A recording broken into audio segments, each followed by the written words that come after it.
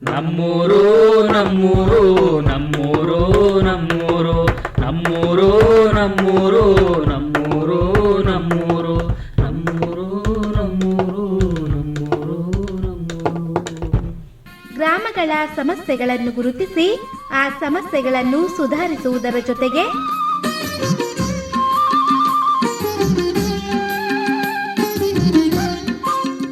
ಸಮುದಾಯದ ಜನತೆಗೆ ಸ್ಥಳೀಯ ಸರ್ಕಾರಗಳಿಂದ ದೊರೆಯುವ ಮೂಲಭೂತ ಸೌಕರ್ಯಗಳು ಯೋಜನೆಗಳ ಬಗ್ಗೆ ಜಾಗೃತರನ್ನಾಗಿಸಿ ವೈಯಕ್ತಿಕ ಮತ್ತು ಸಮುದಾಯದ ಅಭಿವೃದ್ಧಿಗೆ ಸಹಕಾರಿಯಾಗುವ ಕಾರ್ಯಕ್ರಮವೇ ನಮ್ಮೂರು. ತಪ್ಪದೆ ಕೇಳಿ ನಿಮ್ಮ ನೆಚ್ಚಿನ ಜನಧ್ವನಿ ಸಮುದಾಯ ಬಾನುಲಿಯಲ್ಲಿ.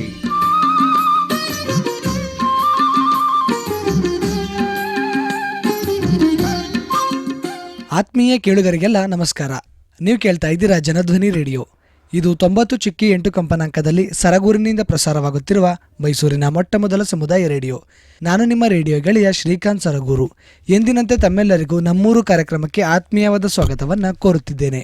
ಪ್ರಿಯ ಕೇಳುಗರೆ, ಇಂದಿನ ನಮ್ಮೂರು ಕಾರ್ಯಕ್ರಮದಲ್ಲಿ ತಾಲೂಕಿನ ಗ್ರಾಮಗಳ ಸ್ಥಿತಿಗತಿ, ಅಲ್ಲಿನ ಮೂಲಸೌಕರ್ಯಗಳ ಸಮರ್ಪಕ ನಿರ್ವಹಣೆ, ಇದರಲ್ಲಿ ಸಾರ್ವಜನಿಕರ ಪಾತ್ರ ಹಾಗೂ ಗ್ರಾಮಗಳ ಅಭಿವೃದ್ಧಿಗೆ ಮುಂದಿನ ಯೋಜನೆಗಳ ಕುರಿತಂತೂ ಒಂದಿಷ್ಟು ವಿಚಾರಗಳೊಂದಿಗೆ ತಮ್ಮ ಗ್ರಾಮದ ಕುರಿತು ಮಾಹಿತಿಯನ್ನು ನೀಡಲು ಈ ದಿನದ ನಮ್ಮೂರು ಕಾರ್ಯಕ್ರಮದಲ್ಲಿ ನಮ್ಮ ಜೊತೆ ಇದ್ದಾರೆ ಸರಗೂರು ತಾಲೂಕಿನ ಮುಳ್ಳೂರು ಗ್ರಾಮ ಪಂಚಾಯಿತಿ ವ್ಯಾಪ್ತಿಯ ಹೊಸಬೀರ್ವಾಳು ಗ್ರಾಮದ ಮುಖಂಡರಾದಂಥ ಶ್ರೀಯುತ ಗ್ರಾಮೀಣ ಮಹೇಶ್ ಅವರು. ಬನ್ನಿ ಅವರ ಕಾರ್ಯಕ್ರಮಕ್ಕೆ ಸ್ವಾಗತಿಸಿ ಅವರ ಹೊಸಬೀರ್ವಾಳು ಗ್ರಾಮದ ಕುರಿತು, ಅಲ್ಲಿನ ಪ್ರಸ್ತುತ ಸ್ಥಿತಿಗತಿ ಹಾಗೂ ಅಭಿವೃದ್ಧಿಯ ಕುರಿತು ಈ ಎಲ್ಲ ವಿಚಾರಗಳ ಒಂದಿಷ್ಟು ಚರ್ಚೆಯೊಂದಿಗೆ ಮತ್ತಷ್ಟು ವಿಚಾರಗಳನ್ನು ತಿಳಿದು ಬರೋಣ. ಸರ್, ತಮಗೆ ಕಾರ್ಯಕ್ರಮಕ್ಕೆ ಆತ್ಮೀಯವಾದ ಸ್ವಾಗತವನ್ನು ಕೋರ್ತಾ ಇದ್ದೀನಿ ಸರ್. ಧನ್ಯವಾದಗಳು ಸರ್. ಮೊದಲಿಗೆ ಭಾಳ ಸಂತೋಷ, ತಾವು ತಮ್ಮ ಹೊಸಬೀರ್ವಾಳು ಗ್ರಾಮದ ಸರ್ವ ಸಾರ್ವಜನಿಕರ ಮುಖಂಡರಾಗಿ ಈ ದಿನದ ನಮ್ಮ ಕಾರ್ಯಕ್ರಮದಲ್ಲಿ ಭಾಗವಹಿಸಿರೋದು ತುಂಬ ಖುಷಿಯ ವಿಚಾರ ಸರ್. ಸರ್, ಮೊದಲಿಗೆ ತಮ್ಮ ವೈಯಕ್ತಿಕ ಪರಿಚಯ ಹಾಗೂ ವಿಳಾಸದ ವಿವರವನ್ನು ನಮ್ಮ ಕೇಳುಗರಿಗೆ ತಿಳಿಸ್ಕೊಡಿ ಸರ್. ಮೊದಲನೇದಾಗಿ ನಮ್ಮನ್ನು ಕರೆದು ಇಲ್ಲಿಗೆ ನಮ್ಮ ಗ್ರಾಮ ಮತ್ತು ಸರಗೂರು ತಾಲೂಕಿನ ಹಳ್ಳಿಗಳ ಸ್ಥಿತಿಗತಿಗಳ ಬಗ್ಗೆ ಮನನ ಮಾಡಲಿಕ್ಕೆ ನಮಗೆ ಆಹ್ವಾನ ಕೊಟ್ಟಿರೋದಕ್ಕೆ ಧನ್ಯವಾದಗಳನ್ನು ತಿಳಿಸ್ತಾ, ನನ್ನ ಹೆಸರು ಗ್ರಾಮೀಣ ಮಹೇಶ್ ಅಂತೇಳಿ, ಹೊಸಬೀರ್ವಾಳು ಗ್ರಾಮ, ಸರಗೂರು ಹೋಬಳಿ, ಸರಗೂರು ತಾಲೂಕು. ಅಲ್ಲಿ ನಮ್ಮ ತಾಯಿಯವರು ಗ್ರಾಮ ಪಂಚಾಯತಿ ಸದಸ್ಯರಾಗಿದ್ದಾರೆ. ನಾನು ಹಲವಾರು ಸಂಘ ಸಂಸ್ಥೆಗಳಲ್ಲಿ ಸಮಾಜಮುಖಿಯಾದಂತಹ ಕೆಲಸಗಳು, ಅನ್ಯಾಯಕ್ಕೊಳಪಟ್ಟಾಗ ದನಿಗೂಡಿಸುವಂಥದ್ದು, ಸಂವಿಧಾನ ಸಂರಕ್ಷಣಾ ಸಮಿತಿ ಹೆಗಲ ಮೇಲೆ ಹಾಕ್ಕೊಂಡು ಜನಗಳ ಆಶೋತ್ತರಕ್ಕೆ ಸ್ಪಂದಿಸ್ಕೊಂಡು ಕೆಲಸವನ್ನು ಮಾಡ್ತಾ ಇದ್ದೇನೆ. ಸರ್, ಹಾಗಿದ್ರೆ ಮೊದಲಿಗೆ ತಮ್ಮ ಹೊಸಬೀರ್ವಾಳು ಗ್ರಾಮದ ಅಂಕಿಅಂಶ ಕುರಿತು ಮಾಹಿತಿಯನ್ನು ಹಂಚ್ಕೊಳ್ಳಿ ಸರ್. ಹೊಸಬೀರ್ವಾಳು ಗ್ರಾಮ ತುಂಬ ಪುರಾತನವಾದ ಗ್ರಾಮ ಏನಲ್ಲ. ಅದು ಹೊಸಬೀರ್ವಾಳು ಗ್ರಾಮದ ಇತಿಹಾಸ ನೋಡಿದ್ರೆ ಒಂದು 50 ವರ್ಷಗಳ ಇತಿಹಾಸವನ್ನು ಹೊಂದಿರತಕ್ಕಂಥ ಒಂದು ಗ್ರಾಮ, ಒಂದು ಪುಟ್ಟ ಗ್ರಾಮ. ಇದು ಮುಳ್ಳೂರ ಗ್ರಾಮ ಪಂಚಾಯಿತಿಯ ವ್ಯಾಪ್ತಿಯಲ್ಲಿ ಬರುತ್ತೆ. ಈ ಕಡೆ ನಮ್ಮ ನುಗು ವನ್ಯಜೀವಿ ವಲಯ ಏನಿದೆ, ಆ ಒಂದು ಕಾಡಂಚಿನ ಪ್ರದೇಶದಲ್ಲಿ ಇದೆ. ನುಗು ಜಲಾಶಯದ ಹಿನ್ನೀರಿನ ಪಕ್ಕದಲ್ಲಿದೆ. ನೋಡೋದಕ್ಕೆ ಬಹಳ ಸುಂದರವಾದಂತಹ ತಾಣ. ಆ ಗ್ರಾಮದಲ್ಲಿ ನಾವು 250 ಕುಟುಂಬಗಳು ವಾಸ ಮಾಡ್ತಾ ಇದ್ದೀವಿ. ಆ ಕುಟುಂಬದಲ್ಲಿ ಹಲವಾರು ಸಮುದಾಯದ ಜನ ಸ್ನೇಹ, ಪ್ರೀತಿ, ವಿಶ್ವಾಸದಿಂದ ಬದುಕ್ತಾ ಇದ್ದೀವಿ. ಕಳೆದ 2023ರಲ್ಲಿ ಕಂದಾಯ ಗ್ರಾಮ ಆಗಿ ಹೊರಹೊಮ್ಮಿದೆ. ಇನ್ನು ಕೂಡ ಅದು ಪೆಂಡಿಂಗಲ್ಲಿದೆ. ಅಂದರೆ ಕಂದಾಯ ಇಲಾಖೆಯವರು ಆ ಒಂದು ಗ್ರಾಫ್ನ ರೆಡಿ ಮಾಡಿ ಗ್ರಾಮ ನಕ್ಷೆಯನ್ನು ತಯಾರು ಮಾಡಿಲ್ಲ. ಹಾಗಾಗಿ ಅದೊಂದು ದಾಖಲೆ ಗ್ರಾಮಗಳಲ್ಲಿದ್ದು ಈಗ ಕಂದಾಯ ಗ್ರಾಮವಾಗಿ ಹೊರಹೊಮ್ಮಿದೆ. ಸರ್, ಹಾಗಿದ್ರೆ ತಮ್ಮ ಹೊಸಬೀರ್ವಾಳು ಗ್ರಾಮದ ಸುತ್ತಮುತ್ತಲಿನ ಭೌಗೋಳಿಕ ಲಕ್ಷಣ ಮತ್ತು ಅಲ್ಲಿ ಸಾರ್ವಜನಿಕರಿಗೆ ನೈಸರ್ಗಿಕವಾಗಿ ಏನೆಲ್ಲ ಸಂಪನ್ಮೂಲಗಳು ಲಭ್ಯ ಆಗ್ತಾ ಇದೆ ಸರ್? ಈಗಷ್ಟೇ ಹೇಳಿದೆ, ನನ್ನ ಊರಿನ ಸುತ್ತಮುತ್ತ ಏನಿದೆ ವಾತಾವರಣ ಅಂತಂದರೆ ಒಂಥರ ಪ್ರವಾಸೋದ್ಯಮ ತಾಣವನ್ನು ಮಾಡಲಿಕ್ಕೆ ಬಹಳ ಅದ್ಭುತವಾದಂತಹ ಒಂದು ಪರಿಸರ ಅಲ್ಲಿದೆ.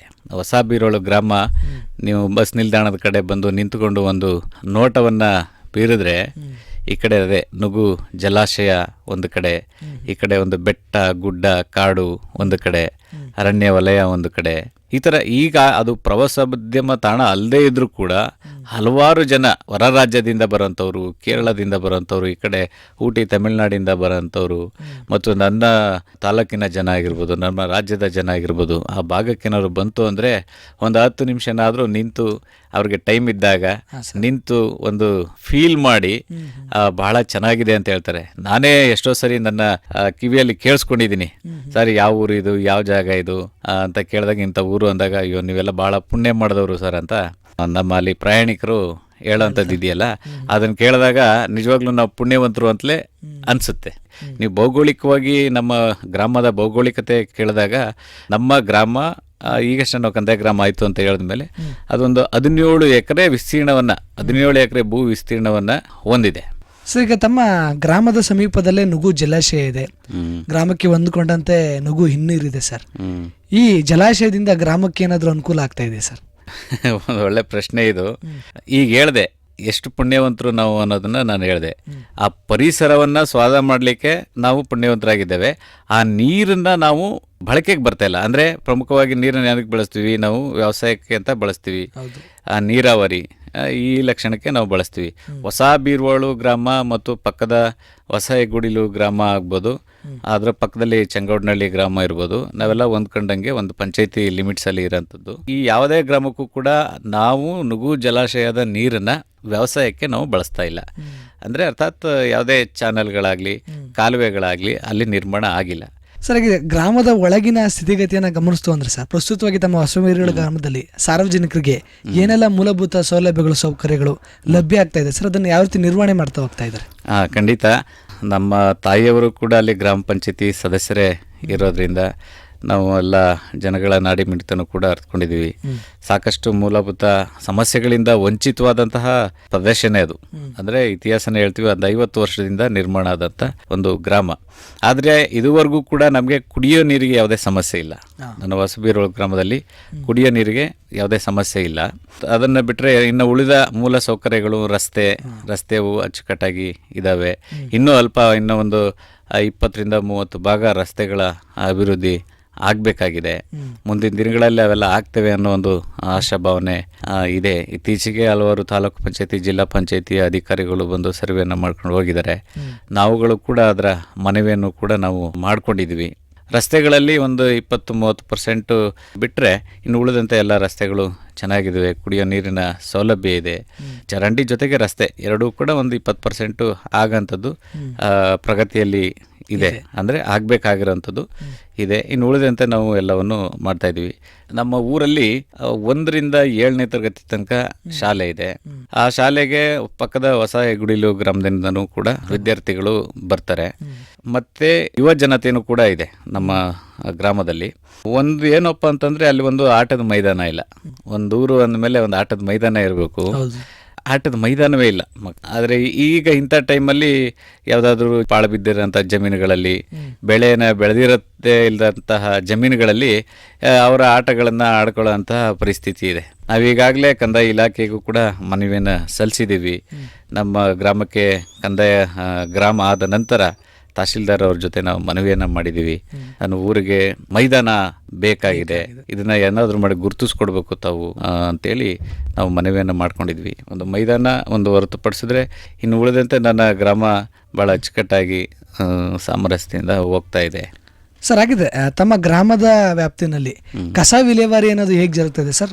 ಕಸವನ್ನ ಮನೆಯ ಹಂತದಲ್ಲೇ ವಿಂಗಡಣೆ ಮಾಡಲಿಕ್ಕೆ ಡಬ್ಬಿಗಳನ್ನ ವಿತರಿಸಲಾಗಿದೆ. ಖಂಡಿತ ನಮ್ಮ ಮುಳ್ಳೂರು ಗ್ರಾಮ ಪಂಚಾಯತಿ ವತಿಯಿಂದ ಕಸ ವಿಲೇವಾರಿಯನ್ನ ಮಾಡಬೇಕು ಅಂತೇಳಿ ಹಸಿ ಕಸ ಒಣಕಸವನ್ನ ಬೇರ್ಪಡಿಸಿ ಕೊಡಬೇಕು ಅಂತ ಒಂದು ಸರ್ಕಾರದ ಆದೇಶದ ಮೇರೆಗೆ ಇಡೀ ಮುಳ್ಳೂರು ಗ್ರಾಮ ಪಂಚಾಯತಿ ವ್ಯಾಪ್ತಿಯಲ್ಲಿ ಪ್ರತಿ ಮನೆಗೂ ಕೂಡ 2 ನಾವು ಕಸದ ಡಬ್ಬಗಳನ್ನು ಕೊಟ್ಟಿದ್ದಾರೆ. ನಾವೆಲ್ಲ ಸ್ವೀಕಾರ ಮಾಡಿದ್ದೇವೆ ಅಲ್ಲಿ. ಆದರೆ ನಮ್ಮ ಸಾರ್ವಜನಿಕರಲ್ಲಿ ಮತ್ತಷ್ಟು ಏನಾಗಿದೆ ಅಂತಂದರೆ, ಕಸವನ್ನು ಮನೆಯಿಂದ ಸಂಗ್ರಹ ಮಾಡಿ ಅದನ್ನು ವಿಲೇವಾರಿ ಮಾಡಲಿಕ್ಕೆ ಇನ್ನೂ ನಮ್ಮ ಪಂಚಾಯತಿಯಿಂದ ಸಾಧ್ಯ ಆಗಿಲ್ಲ.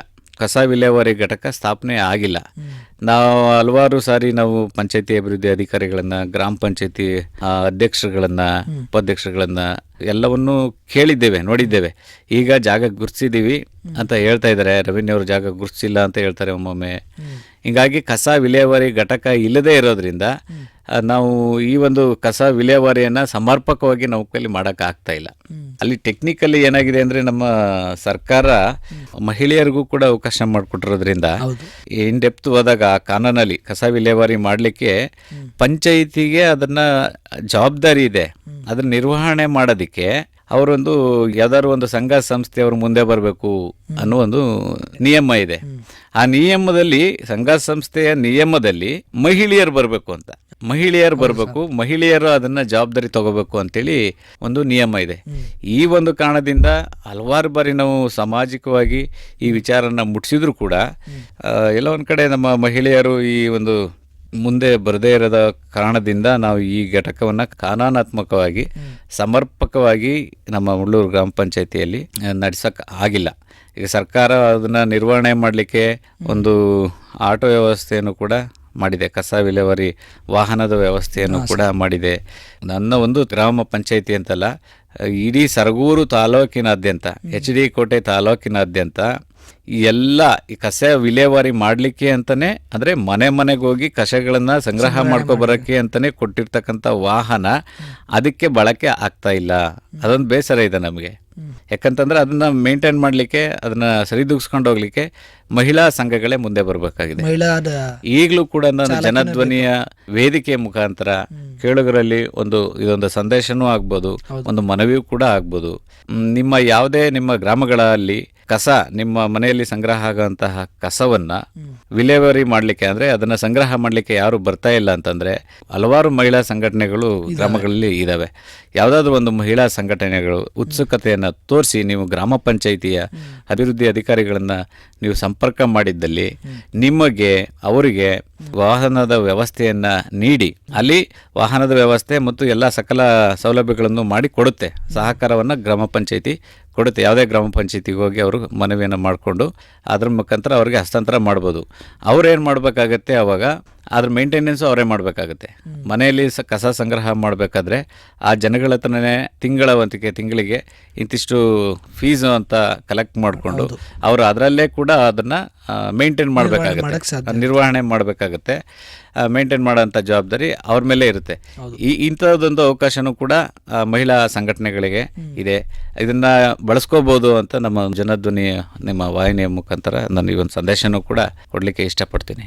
ಸರ್, ಹಾಗೇನೆ ತಮ್ಮ ಗ್ರಾಮ ವ್ಯಾಪ್ತಿನಲ್ಲಾಗಿರ್ಬೋದು ಅಥವಾ ಪಂಚಾಯಿತಿ ವ್ಯಾಪ್ತಿನಲ್ಲಾಗಿರ್ಬೋದು ಸರ್, ಸಾರ್ವಜನಿಕರಿಗೆ ಈ ಆರೋಗ್ಯ ಸೇವೆ ಆಗಿರ್ಬೋದು ಮತ್ತು ಶೈಕ್ಷಣಿಕ ಸೇವೆ ಜೊತೆಗೆ ಸಾರಿಗೆ ವ್ಯವಸ್ಥೆ ಅನ್ನೋದು ಹೇಗೆ ಲಭ್ಯ ಆಗ್ತಾ ಇದೆ ಸರ್?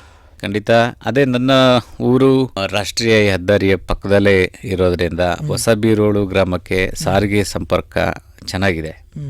ಆದರೆ ನನ್ನ ಪಕ್ಕದ ಗ್ರಾಮ, ಅದು ಕೂಡ ನನ್ನೂರೇ, ಹೊಸ ಹೆಗ್ಗುಡಿಲು ಗ್ರಾಮಕ್ಕೆ ಸಾರಿಗೆ ಸಂಪರ್ಕವೇ ಇಲ್ಲ. ಮತ್ತೊಂದು ಗ್ರಾಮ ಇದೆ, ಮುಳ್ಳೂರು ಗ್ರಾಮ ಪಂಚಾಯತಿ ವ್ಯಾಪ್ತಿಯಲ್ಲೇ ಬರುವಂಥದ್ದು ಚಂಗೌಡ್ನಳ್ಳಿ ಗ್ರಾಮ ಇದೆ. ಈ ಎರಡು ಗ್ರಾಮಗಳಿಗೆ ಸಾರಿಗೆ ವ್ಯವಸ್ಥೆ ಇಲ್ಲ. ಇದುವರೆಗೂ ಕೂಡ ಈ ಗ್ರಾಮಗಳಿಗೆ ಅಲ್ಲಿಂದ ಮಕ್ಕಳುಗಳು, ವಿದ್ಯಾರ್ಥಿಗಳು, ವೃದ್ಧರು, ಮಹಿಳೆಯರು ಎಲ್ಲರೂ ಕೂಡ 3-4 ಕಿಲೋಮೀಟರ್ ನಡ್ಕೊಂಡೇ ಬರೋಂಥ ಪರಿಸ್ಥಿತಿ ಪ್ರತಿನಿತ್ಯ ಇದೆ. ಅಲ್ಲಿ ಸಾರಿಗೆ ಸೌಲಭ್ಯಗಳು ಸ್ವಲ್ಪ ಅಷ್ಟಕ್ಕಷ್ಟೇ. ಇನ್ನು ಶಿಕ್ಷಣಕ್ಕೆ ಸಂಬಂಧಪಟ್ಟ ಹಾಗೆ ಬಂತು ಅಂದರೆ ಅದೊಂದು ಬೇಸರದ ಸಂಗತಿ. ಯಾವಾಗಲೂ ಕೂಡ ಅದು ನನ್ನ ಜೀವನದಲ್ಲಿ ಕಾಡೋಂಥ ಪ್ರಶ್ನೆ ಏನು ಅಂದರೆ, ಶಿಕ್ಷಣ ಯಾವಾಗಲೂ ಸರ್ಕಾರಿ ಒಡೆತನದಲ್ಲಿ ಇರಬೇಕು ಅಂತ ನಾನು ಬಯಸುವಂಥವನು. ಯಾಕಂದರೆ ಶಿಕ್ಷಣ, ಆರೋಗ್ಯ, ಆಹಾರ ಇದೆಯಲ್ಲ, ಇದು ಮೂಲಭೂತವಾಗಿ ಪ್ರತಿಯೊಬ್ಬ ವ್ಯಕ್ತಿಗೂ ಗಾಳಿ, ನೀರು, ಬೆಳಕು ಹೇಗೆ ಸಿಗುತ್ತೋ ಅದೇ ರೀತಿ ಸಿಗಬೇಕಾದಂಥದ್ದು. ಆದರೆ ಈ ನಮ್ಮ ಗ್ರಾಮ ಅಂತಲ್ಲ, ಸುತ್ತಮುತ್ತ ಗ್ರಾಮ, ಇಡೀ ನಮ್ಮ ತಾಲೂಕು, ಇಡೀ ಜಿಲ್ಲೆ, ಇಡೀ ರಾಜ್ಯ ಎಲ್ಲವನ್ನೂ ನೋಡಿದಾಗಲೂ ಕೂಡ ಸರ್ಕಾರಿ ಶಾಲೆಗಳ ವ್ಯವಸ್ಥೆ ಬಹಳ ಶೋಚನೀಯವಾಗಿದೆ. ಹಾಗಾಗಿ ಅಲ್ಲಿ ಶಿಕ್ಷಕರ ಕೊರತೆಯನ್ನು ಎದುರಿಸಬೇಕಾಗಿದೆ. ಉತ್ತಮ ನುರಿತವಾದಂಥ ಶಿಕ್ಷಕರು ನಮಗೆ ಸಿಗ್ತಾ ಇಲ್ಲ. ಉತ್ತಮವಾದ ನುರಿತರು ಸಿಗಬೇಕು ಅಂತಂದರೆ, ಉತ್ತಮ ಶಿಕ್ಷಣವನ್ನು ಪಡ್ಕೋಬೇಕು ಅಂತಂದರೆ ಎಲ್ಲರೂ ಕೂಡ ಖಾಸಗಿ ಶಾಲೆಗಳನ್ನು ಅವಲಂಬಿಸಿರೋದು ಇದು ದುರದೃಷ್ಟಕರ. ಇನ್ನು ಆರೋಗ್ಯ ವಿಚಾರಕ್ಕೆ ಬಂತು ಅಂದರೆ, ಪ್ರಾಥಮಿಕ ಆರೋಗ್ಯ ಕೇಂದ್ರ ಮುಳ್ಳೂರು ಗ್ರಾಮದಲ್ಲಿ ಇರೋದ್ರಿಂದ ಹೊಸ ಹೆಗ್ಗುಡಿಲು, ಹೊಸ ಬೀರ್ವಾಳು, ಚಂಗೌಡ್ನಳ್ಳಿ ಮತ್ತು ನುಗು ಬೀರ್ವಾಳು ಮತ್ತು ಹಳೆ ಹೆಗ್ಗುಡಿಲು, ಇವಿಷ್ಟು ಗ್ರಾಮಗಳು ಮುಳ್ಳೂರು ಪಂಚಾಯಿತಿ ವ್ಯಾಪ್ತಿಗೆ ಬರೋದ್ರಿಂದ ಅವರೆಲ್ಲರೂ ಕೂಡ ಅಲ್ಲಿಗೆ ಹೋಗ್ಬೇಕು ಅಂತಂದರೆ ಈ 5 ವಿಲೇಜ್ ಏನು ಹೇಳಿದೆ, ಈ ಗ್ರಾಮಗಳಿಂದ ನೇರವಾಗಿ ಪಂಚಾಯಿತಿ ಕೇಂದ್ರ ಮುಳ್ಳೂರಿಗೆ ಮತ್ತು ಇರತಕ್ಕಂತಹ ಆರೋಗ್ಯ ಕೇಂದ್ರ ಇರತಕ್ಕಂತಹ ಮುಳ್ಳೂರು ಗ್ರಾಮಕ್ಕೆ ಸಾರಿಗೆ ಸೌಲಭ್ಯ ಇಲ್ವೇ ಇಲ್ಲ. ಹಾಗಾಗಿ ನಮ್ಮ ಈ ಗ್ರಾಮದ ನಿವಾಸಿಗಳು ಆರೋಗ್ಯ ಕಾಪಾಡ್ಕೋಬೇಕು ಅಂತಂದರೆ ನಮಗೆ ಸರಗೂರು ಅಥವಾ ಹೆಡಿಯಾಲ ಈ ಭಾಗಗಳಿಗೆ ಹೋಗ್ಬೇಕಾದಂತಹ ಪರಿಸ್ಥಿತಿ ಇದೆ. ಮುಳ್ಳೂರು ಗ್ರಾಮಕ್ಕೆ ಆರೋಗ್ಯ ಕೇಂದ್ರಕ್ಕೆ, ಸರ್ಕಾರಿ ಆರೋಗ್ಯ ಕೇಂದ್ರಕ್ಕೆ ಹೋಗಿ ಚಿಕಿತ್ಸೆಯನ್ನು ಪಡ್ಕೊಳ್ಳೋದು ಬಹಳ ವಿರಳ. ಅದೊಂದು ಸಮಸ್ಯೆ. ನಾವು ಕೂಡ ನಮ್ಮ ಗ್ರಾಮದಲ್ಲೊಂದು ಪ್ರಾಥಮಿಕ ಆರೋಗ್ಯ ಕೇಂದ್ರ ಮಾಡಬೇಕು ಅನ್ನೋ ಒಂದು ಉತ್ಸಾಹದಲ್ಲಿ ಇದ್ದೇವೆ. ಸರ್ಕಾರ ಯಾವ ರೀತಿ ಮುಂದಿನ ದಿನಗಳಲ್ಲಿ ಸ್ಪಂದಿಸುತ್ತೋ ನೋಡಬೇಕು. ಸರ್, ಹಾಗೆಯೇ ತಮ್ಮ ಗ್ರಾಮದಲ್ಲಾಗಿರ್ಬೋದು, ಪಂಚಾಯತಿ ವ್ಯಾಪ್ತಿನಲ್ಲಿ ಪ್ರತಿ ಗ್ರಾಮಗಳಲ್ಲೂ ಪ್ರತಿ ಮನೆಗೂ JJM ಯೋಜನೆ ಅಡಿಯಲ್ಲಿ ನಳ ಸಂಪರ್ಕ ಆಗಿದೆಯಾ ಸರ್? ಖಂಡಿತ. ಇದು JJM ಬಗ್ಗೆ ಮಾತಾಡೋಕ್ಕೆ ಭಾಳ ಖುಷಿಯಾಗುತ್ತೆ ನನಗೆ. ಜಲಜೀವನ್ ಮಿಷನ್ ಅಂತೇಳಿ ಹೇಳ್ತಾರೆ. ಮುಳ್ಳೂರು ಗ್ರಾಮ ಪಂಚಾಯಿತಿ ವ್ಯಾಪ್ತಿಯಲ್ಲಿ ಎಲ್ಲ ಗ್ರಾಮಗಳಲ್ಲೂ ಕೂಡ ಜಲಜೀವನ ಮಿಷನ್ ಪಂಚಾಯಿತಿ ವತಿಯಿಂದ ಜಾರಿಗೆ ತರ್ತಾ ಇದ್ದಾರೆ. ಈಗ ಆಲ್ಮೋಸ್ಟ್ 70% ಭಾಗ ಕೆಲಸಗಳು ಮುಗಿದಿದೆ. ನನ್ನ ಗ್ರಾಮದಲ್ಲೂ ಕೂಡ, ಹೊಸಬಿರೋಳು ಗ್ರಾಮದಲ್ಲೂ ಕೂಡ 95% ಕೆಲಸ ಪೂರ್ಣ ಆಗಿದೆ. ಟ್ಯಾಂಕ್ ನಿರ್ಮಾಣ ಆಗಿದೆ. ಪೈಪ್ಗಳನ್ನೆಲ್ಲ ನೆಲದಲ್ಲಿ ಹೂಳಿದ್ದಾರೆ. ಹೂಡ್ತಂಥ ಜಾಗದಲ್ಲಿ ಮತ್ತೆ ರೀಸ್ಟೋರ್ ಕೂಡ ಮಾಡಿಕೊಂಡಿದ್ದಾರೆ. ನಾನು ಈ ನಮ್ಮ ಜನಧ್ವನಿಯ ಬಾನುಲಿ ಕೇಂದ್ರದ ಮೂಲಕ ಇಡೀ ತಾಲೂಕು ಈ ಎಲ್ಲ ಕೇಳುಗರಿಗೂ ಕೂಡ ನಾನು ಮನವಿಯನ್ನು ಮಾಡ್ಕೋತೇನೆ. ಜಲಜೀವನ್ ಮಿಷನ್ ಬಗ್ಗೆ ಬಹಳಷ್ಟು ಗೊಂದಲಗಳಿದೆ ಜನಗಳಲ್ಲಿ. ಬಹಳಷ್ಟು ಗೊಂದಲಗಳು ಅಂದ್ರೆ, ಕೆಲವರು ಇಲ್ಲ ಇದನ್ನ ಬಂದ್ರೆ ಮೀಟರ್ ಹಾಕ್ಬಿಡ್ತಾರೆ, ನಮಗೆ ನಾಳೆ ದಿನ ತೊಂದರೆ ಆಗುತ್ತೆ, ನೀರು ಕಡಿಮೆ ಸಿಗುತ್ತೆ, ನೀರ್ನು ಅಳತೆನಲ್ಲಿ ತಗೋಬೇಕ ನಾವು ಅನ್ನೋ ಒಂದು ಆತಂಕ. ತಿಂಗಳು ನಾವು ದುಡ್ಡು ಕಟ್ಟಬೇಕಾಗತ್ತೆ. ಇನ್ನೊಂದು ಆತಂಕ, ಮತ್ತೆ ಬಂದ್ರೆ ಸಾಕು ರೋಡ್ ಎಲ್ಲ ಒಡೆದು ಹಾಳು ಮಾಡಿ ಇಟ್ಬಿಡ್ತಾರೆ ಅನ್ನೋ ಒಂದು ಸಮಾಜದಲ್ಲಿ ಅಂಥದ್ದೊಂದು ವಿಚಾರಗಳು ಓಡಾಡ್ತಾ ಇದೆ. ನಾನು ಅವ್ರಿಗೆಲ್ಲರಿಗೂ ಸ್ಪಷ್ಟೀಕರಣ ಕೊಡೋದಾದ್ರೆ, ಅರ್ಥ ಮಾಡ್ಕೊಳ್ಳೋಂಥ ವಿಚಾರ ತುಂಬ ಇದೆ. ಈ ಜಲಜೀವನ್ ಮಿಷನ್ನು ನಮ್ಮ ಒಂದು ಗ್ರಾಮಗಳಲ್ಲಿ ಮಾತ್ರ ಆಗ್ತಾ ಇಲ್ಲ, ಇಡೀ ದೇಶಾದ್ಯಂತ ಜಲಜೀವನ ಮಿಷನ್ ಕಾರ್ಯಕ್ರಮ ಆಗ್ತಾ ಇದೆ. ಇದೊಂದು ಒಳ್ಳೆ ಉತ್ತಮವಾದಂಥ ಆಲೋಚನೆ.